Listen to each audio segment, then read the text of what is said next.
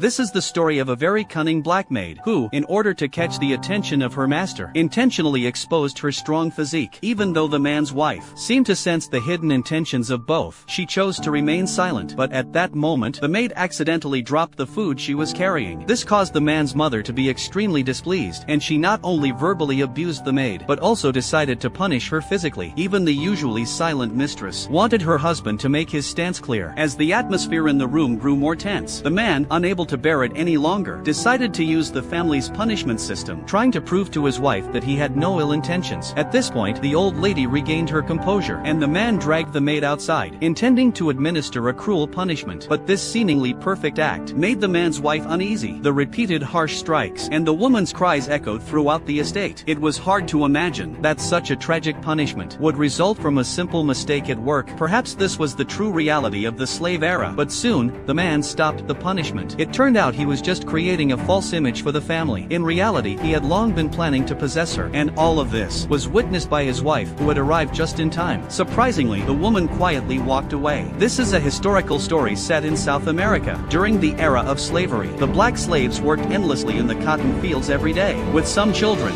forced to grow up in the cotton fields. Unlike the evil estate from earlier, this farm was full of vibrant life. Especially today, old slave Thomas was particularly happy because he had saved enough money to buy his freedom. But even so, he still felt a bit fearful in front of the slave owner. He nervously entered the master's room, handing over his life savings with trembling hands. Unexpectedly, Mr. Domingo, the kind-hearted plantation owner, did not reject or make it difficult for Thomas's request for freedom, but instead signed a document to free him from slavery. The next day, Thomas left the estate, overcome with joy because he was about to become a free man, which was something to be grateful for. The next day, some prominent plantation owners were summoned by the officers to attend a special meeting on abolishing slavery. From now on, all newly born black babies would no longer be labeled as slaves, and the plantation owners were required to stop importing slaves from Africa, leading by example to take the first step in abolishing slavery. However, at that moment, Domingo reported that a slave ship was approaching the dock. To the officer, this was an unwise move at such a critical time, so he decided to use strong measures against those involved in the slave trade. At this time, the former owner of Parino seemed to realize the gravity of the situation, so he quietly went to the back room and told his men to quickly scatter the black people on the ship. Clearly, he was the ultimate culprit in the slave trade. The scene shifted, and a small boat slowly approached the slave ship. The man, delivering the urgent message, noticed that the sailors on the deck were all sound asleep. In such an emergency, he hurried into the cabin, untied the ropes binding the black people, and to avoid being discovered by the officers, some were thrown directly into the sea, without even having their hands and feet unbound. This was a dead end for them. At the same time, those who tried to resist were shot on the spot by the whites, leaving no survivors. At this moment, the lives of black people here were worth nothing. Meanwhile, the officers began searching the coastline to crack down on the slave trade, but what they saw was a beach filled with corpses. Clearly, the slave traders had made adequate preparations. No matter what, Domingo's report was still rewarded by the officer, but the former owner of Parino looked very sad. He had planned to make a fortune before the abolition of slavery, but now he was reduced to this. In his anger, he also wanted to take revenge on Domingo. That night, Parino met with his men in the jungle, and the hundreds of lost goods made him furious, so he ordered his men to go to Domingo's estate and eliminate him. Then, to vent his anger, Parino quietly snuck into the black maid's room.